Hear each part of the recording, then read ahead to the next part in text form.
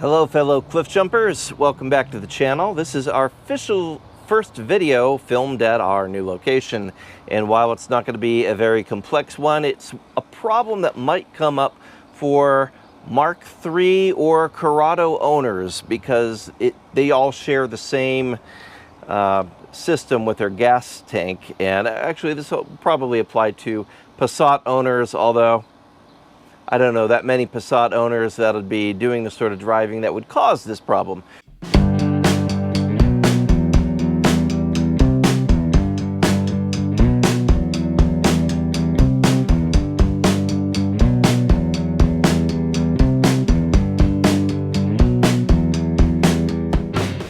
So here's the issue.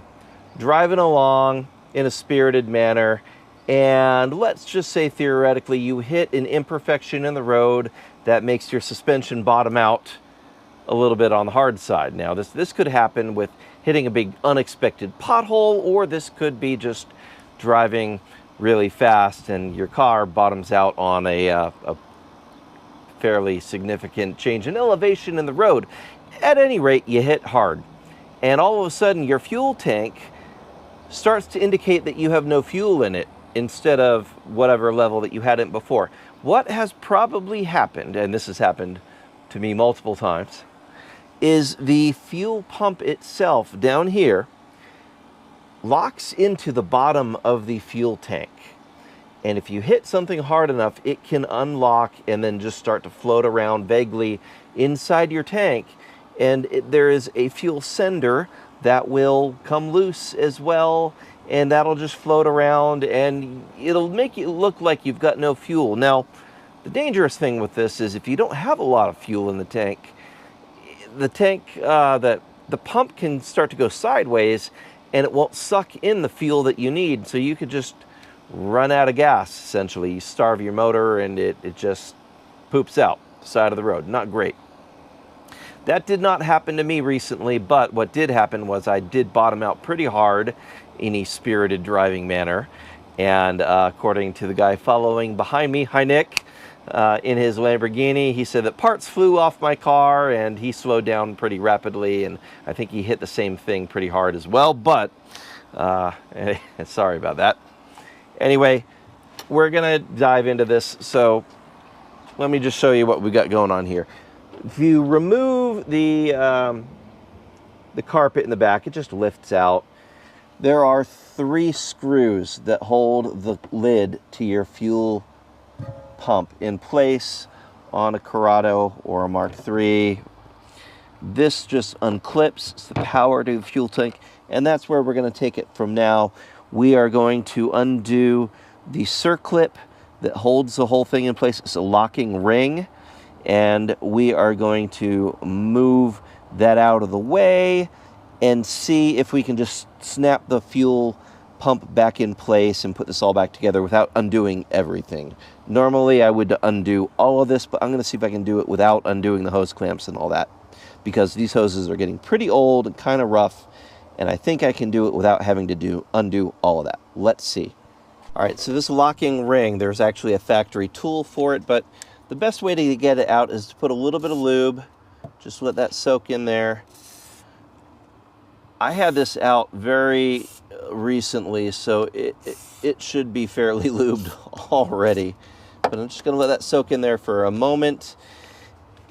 A factory tool you would insert on top and would let it remove. I've never seen one of these tools. I've only heard of their existence. So instead, we are going to use the tried and true method of taking a screwdriver and a hammer, and you just hammer a little bit on the end of the screwdriver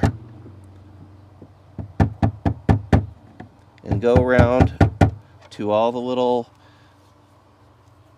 areas of these nubs, and eventually you will convince it to move a little bit.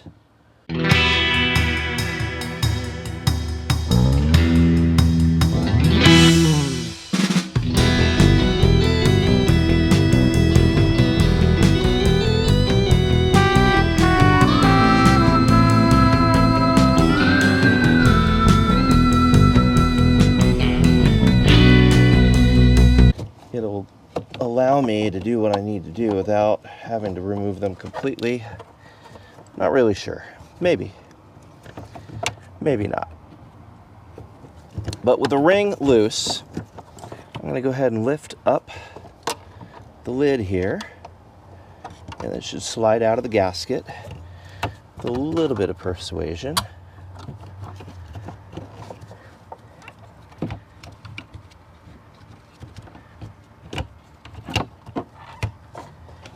And I think, yeah, maybe I was mistaken. Maybe I'm going to need to remove those hoses in order to do what I need to do here, which is a bummer because they're annoying.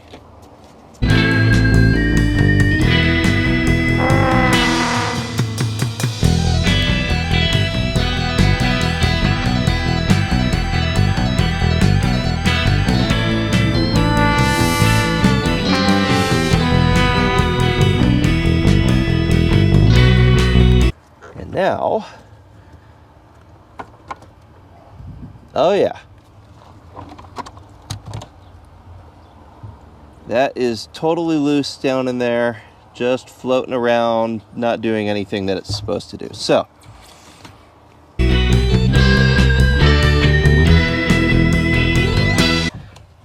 to get the orientation correct so that when I turn this, it's going to hold tension on the pump the desired way and not come bouncing loose. All right, I think we're there.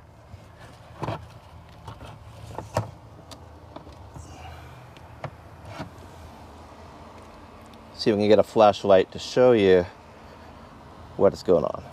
Okay, so we've got a light on the situation here so you can see what's going on. Down inside there, see this orientation of the fuel pump. It is now locked in place where it is supposed to be, and if I can poke that down a little bit in there, you can see kind of down in the lower left corner, that is the sender for the fuel gauge. So that bouncing all around, like this whole unit just being sideways in there, makes the sender not work correctly. So the float aims towards the back of the car. The hose coming out of the top needs to aim towards the front of the car, and that is going to let us put this cap back in place. And as we twist this cap, it is going to keep tension on the fuel pump to keep it in place where it's supposed to be. So that's the theory. Now I just got to get it back in with the gasket, and we should be pretty good to go. So just a couple minute fix here. All right, so we're just gonna get these out of the way and try to very gingerly slip the gasket back into place with the cap, rotate it very nicely. I always fight with this gasket, and I never remember if the gasket wants to be in first and then I slide the cap in. I think that is probably what needs to happen here. So we're gonna take the gasket, set it in place, and then get our cap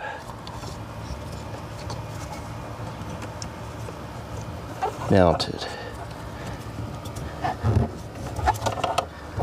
Now you don't want the gasket popping through the bottom and failing to seal. So it's kind of a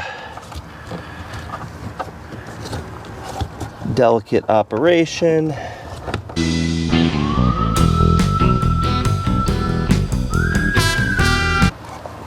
Okay, gasket's in place. Now, don't want to forget the ring that's going to hold it. So we get the ring in there.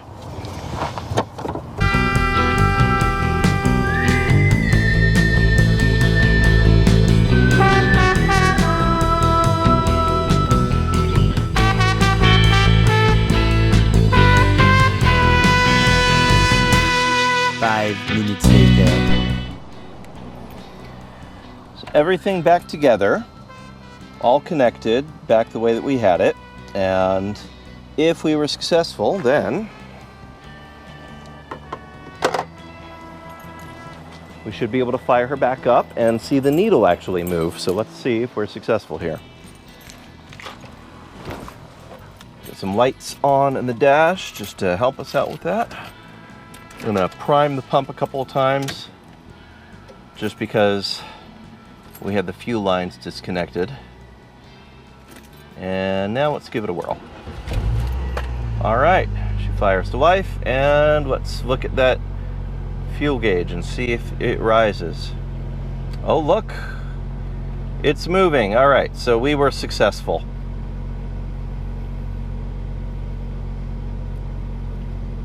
And as I mentioned, I don't have a whole lot of gas in the tank because I was purposefully driving it just so that it would not have a ton when I needed to go fix this, because yeah, I don't want to get my whole arm covered in fuel for the sake of that.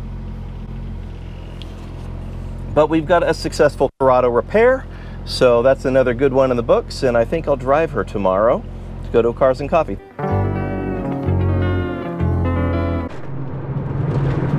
Back on the road, enjoying my once again fully functional Corrado, and knock on carbon fiber, because how long will that last? Because, you know, Corrado. Anyway, we're heading out to Rancho Santa Fe Cars and Coffee. I'm going to visit them for a little bit, and then we're going to head over to the 4S Ranch Cars and Coffee. It's called Cars and Octane, which I think I just did a video on that.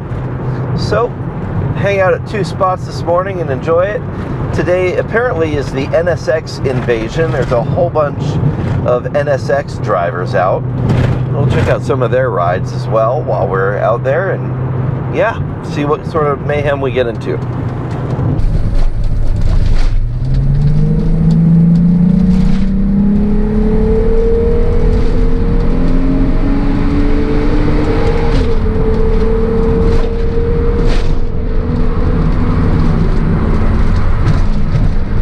Thanks for tuning in. Make sure to hit like, subscribe, share it if you've got some weird car enthusiast friends that might enjoy these misadventures of being a Corrado owner and the other projects we're working on. Yeah, thanks a lot. God bless. And on that terrible disappointment, it's time to say goodbye. We'll be back.